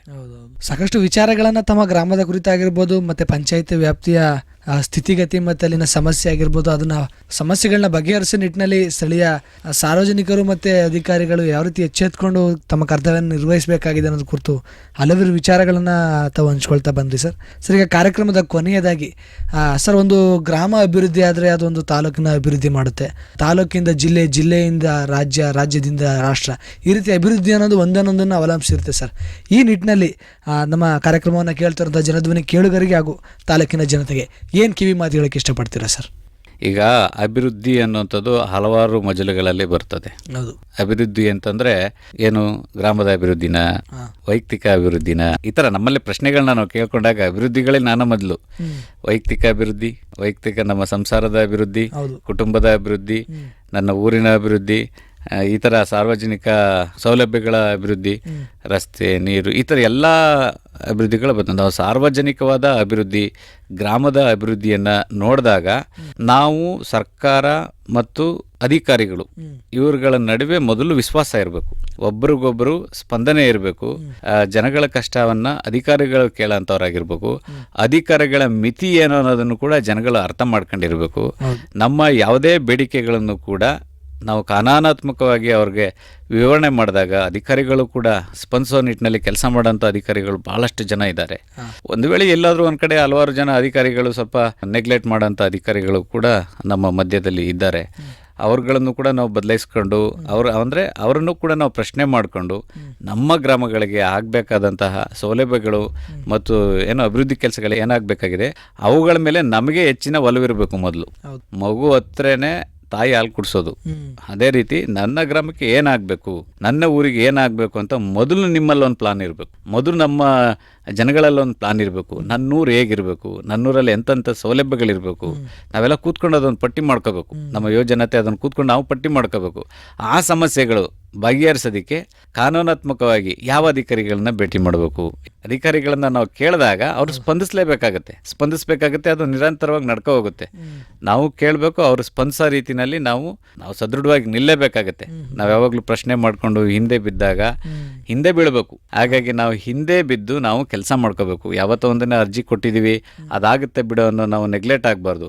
ಯಾಕಂದರೆ ಅಧಿಕಾರಿಗಳಿಗೂ ಕೂಡ ಒತ್ತಡ ಇದ್ದಾವೆ, ನಾನಾ ರೀತಿ ಒತ್ತಡಗಳು ಇರೋದ್ರಿಂದ ನಾವು ಆ ಒಂದು ಕೆಲಸವನ್ನ ಬಿಂಬಿಡದೆ ಹಿಂದೆ ಬಿದ್ದು ಮಾಡಿಸ್ಕೊಳ್ಳೋ ಅಂತ ಒಂದು ಆಲೋಚನೆ ನಮ್ಮಲ್ಲಿ ಇದ್ದಾಗ ಮಾತ್ರ ನನ್ನೂರು ಅಭಿವೃದ್ಧಿ ಆಗುತ್ತೆ. ಇಲ್ಲ ಬರೀ ಅರ್ಜಿ ಕೊಟ್ಟಿದ್ದೀನಿ ಅದೇ ಆಗುತ್ತೆ ಅಂತಂದ್ರೆ ಖಂಡಿತ ಅದು ನೆರವೇರೋದೇ ಇಲ್ಲ. ನಾವು ಹಿಂದೆ ಬಿದ್ದು ಮಾಡಿದಾಗ ಮಾತ್ರ ಅಭಿವೃದ್ಧಿ ಆಗುತ್ತೆ. ನನ್ನೂರು ನನ್ನ ಹೆಮ್ಮೆ ಅನ್ನೋ ಒಂದು ಇರಬೇಕು, ಒಂದು ಕಾನ್ಸೆಪ್ಟ್ ಇರಬೇಕು, ಒಂದು ವಿಷನ್ ಇರಬೇಕು. ಅದನ್ನು ಮಾಡಲಿಕ್ಕೆ ನಾವು ಹಿಂದೆ ಬೀಳಬೇಕು. ಅಂದ್ರೆ ಯಾವುದೇ ಒಂದು ವಿಚಾರವನ್ನು ನಾವು ತಿಳ್ಕೋಬೇಕು, ಯಾವುದೇ ಒಂದು ಅಭಿವೃದ್ಧಿ ಕೆಲಸ ಕಾರ್ಯಗಳನ್ನ ಗ್ರಾಮಕ್ಕೆ ತರಬೇಕು ಅಂದ್ರೆ ಮೊದಲು ಅದು ಎಲ್ಲಿ ಯಾವ ರೀತಿ ಪಡ್ಕೋಬೇಕು ಅನ್ನೋದೊಂದು ಮಾಹಿತಿ ನಮ್ಮಲ್ಲಿ ಇರಬೇಕು. ಆ ಮಾಹಿತಿ ನಾವು ಪಡ್ಕೋಬೇಕು ಅಂದ್ರೆ ಮೊದಲು ಶಿಕ್ಷಿತರಾಗಬೇಕು. ಯಾವುದೇ ಒಂದು ಸಮಸ್ಯೆಗೆ ಮೂಲ ಹುಡುಕ್ತು ಅಂದ್ರೆ ಅದಕ್ಕೆ ನಾವು ಶಿಕ್ಷಣ ಅನ್ನೋದೇ ಬಹುಮುಖ್ಯವಾದ ಪಾತ್ರವನ್ನ ಆ ಮನುಷ್ಯನಲ್ಲಿ ವಹಿಸುತ್ತೆ ಅಂತ ಹೇಳ್ತಾ ಇದ್ದಾರೆ. ಖಂಡಿತವಾಗ್ಲೂ ಶಿಕ್ಷಣ ಇಲ್ಲದೆ ನಾವ್ ಏನು ಮಾಡ್ಲಿಕ್ಕಾಗಲ್ಲ. ಪ್ರತಿಯೊಬ್ರು ಶಿಕ್ಷಿತರಾಗಬೇಕು. ಹಲವಾರು ಜನ ಹಲವಾರು ರೀತಿ ವ್ಯಾಖ್ಯಾನ ಮಾಡಿದ್ದಾರೆ ಶಿಕ್ಷಣ ಅನ್ನೋದ್ರ ಬಗ್ಗೆ. ಶಿಕ್ಷಣ ಕಲೀಲಿಲ್ಲ ಅಂತಂದ್ರೆ ನಾವು ವೈಯಕ್ತಿಕವಾಗೂ ಅಭಿವೃದ್ಧಿ ಆಗ್ಲಿಕ್ಕಾಗಲ್ಲ, ನಾಗರಿಕರಾಗ್ಲಿಕ್ಕಾಗಲ್ಲ, ಸಮಾಜಕ್ಕೂ ಕೂಡ ನಾವು ಕೊಡುಗೆ ಕೊಡ್ಲಿಕ್ಕೆ ಆಗಲ್ಲ. ನಾವು ಅಂಧಕಾರದಲ್ಲಿ ಹಿಂದಿನ ಜೀವನಗಳು ಹೇಗಿತ್ತೋ ಆ ರೀತಿ ಬದುಕಬೇಕಾಗತ್ತೆ. ಉತ್ತಮವಾದ ಕಿವಿ ಮಾತನ್ನೇ ನಮ್ಮ ಜನಧ್ವನಿ ಕೇಳುಗರಿಗೆ ಹಾಗೂ ತಾಲೂಕಿನ ಜನತೆಗೆ ತಾವು ನೀಡಿದ್ದೀರಾ ಸರ್. ಬಹಳ ಸಂತೋಷ. ಇಷ್ಟೊತ್ತು ನಮ್ಮೂರು ಕಾರ್ಯಕ್ರಮದಲ್ಲಿ ತಾವು ಭಾಗವಹಿಸಿ ಪ್ರಸ್ತುತ ತಮ್ಮ ಹೊಸಬೀರ್ವಾಡು ಗ್ರಾಮದ ಕುರಿತಾಗಿರ್ಬೋದು, ತಮ್ಮ ಮುಳ್ಳೂರು ಗ್ರಾಮ ಪಂಚಾಯತಿ ವ್ಯಾಪ್ತಿಯ ಕುರಿತಾಗಿರ್ಬೋದು, ಪ್ರಸ್ತುತ ಸ್ಥಿತಿಗತಿ ಹೇಗಿದೆ, ಅದರಲ್ಲಿ ಏನೆಲ್ಲ ಸೌಲಭ್ಯಗಳು ಮೂಲ ಸೌಕರ್ಯಗಳು ಸಿಗ್ತಾ ಇದೆ ಜನರಿಗೆ, ಇನ್ನು ಏನೆಲ್ಲ ಸಮಸ್ಯೆಗಳು ಪ್ರಮುಖವಾಗಿ ಕಾಡ್ತಾ ಇದೆ, ಆ ಸಮಸ್ಯೆಗಳು ನೀಗಿಸಿ ಆ ಗ್ರಾಮ ಅಭಿವೃದ್ಧಿಯಾಗೋ ನಿಟ್ಟಿನಲ್ಲಿ ಸಾರ್ವಜನಿಕರು ಯಾವ ರೀತಿ ಎಚ್ಚೆತ್ಕೋಬೇಕಾಗಿದೆ ಅನ್ನೋದು ಕುರಿತು ಹಲವಾರು ವಿಚಾರಗಳನ್ನು ಕುರಿತಂತೆ ತಮ್ಮ ಅನುಭವದ ಮುಖಾಂತರ ಒಂದು ಅಭಿವೃದ್ಧಿ ಚಿಂತನೆಯುಳ್ಳ ಮಾಹಿತಿಯನ್ನು ಈ ಕಾರ್ಯಕ್ರಮದ ಮುಖಾಂತರ ತಾವು ತಿಳಿಸ್ಕೊಡೋದಕ್ಕೆ, ನಮ್ಮ ಕಾರ್ಯಕ್ರಮದಲ್ಲಿ ತಾವು ಬಂದು ಭಾಗವಹಿಸಿದ್ದಕ್ಕೆ ತಮಗೆ ತುಂಬ ಹೃದಯದ ಧನ್ಯವಾದಗಳನ್ನ ತಿಳಿಸೋದಕ್ಕೆ ಇಷ್ಟಪಡ್ತೀನಿ ಸರ್. ಧನ್ಯವಾದಗಳು. ತಮಗೂ ಕೂಡ ಧನ್ಯವಾದಗಳು.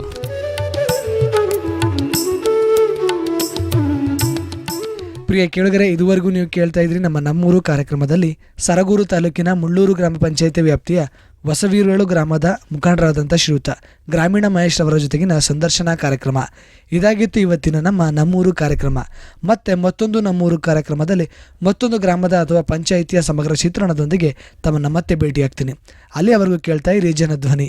ಇದು ನಿಮ್ಮ ನೆಚ್ಚಿನ ಹಾಗೂ ಮೈಸೂರಿನ ಮೊಟ್ಟಮೊದಲ ಸಮುದಾಯ ರೇಡಿಯೋ ಕೇಂದ್ರ 90.8 ಕಂಪನಾಂಕದಲ್ಲಿ ಸರಗೂರಿನಿಂದ ಪ್ರಸಾರವಾಗುತ್ತಿದೆ.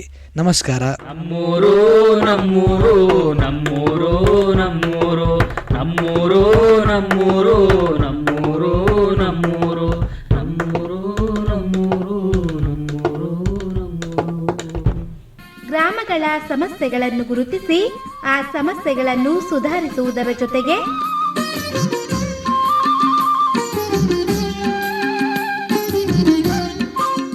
ಸಮುದಾಯದ ಜನತೆಗೆ ಸ್ಥಳೀಯ ಸರ್ಕಾರಗಳಿಂದ ದೊರೆಯುವ ಮೂಲಭೂತ ಸೌಕರ್ಯಗಳು, ಯೋಜನೆಗಳ ಬಗ್ಗೆ ಜಾಗೃತರನ್ನಾಗಿಸಿ ವೈಯಕ್ತಿಕ ಮತ್ತು ಸಮುದಾಯದ ಅಭಿವೃದ್ಧಿಗೆ ಸಹಕಾರಿಯಾಗುವ ಕಾರ್ಯಕ್ರಮವೇ ನಮ್ಮೂರು. ತಪ್ಪದೆ ಕೇಳಿ ನಿಮ್ಮ ನೆಚ್ಚಿನ ಜನಧ್ವನಿ ಸಮುದಾಯ ಬಾನುಲಿಯಲ್ಲಿ.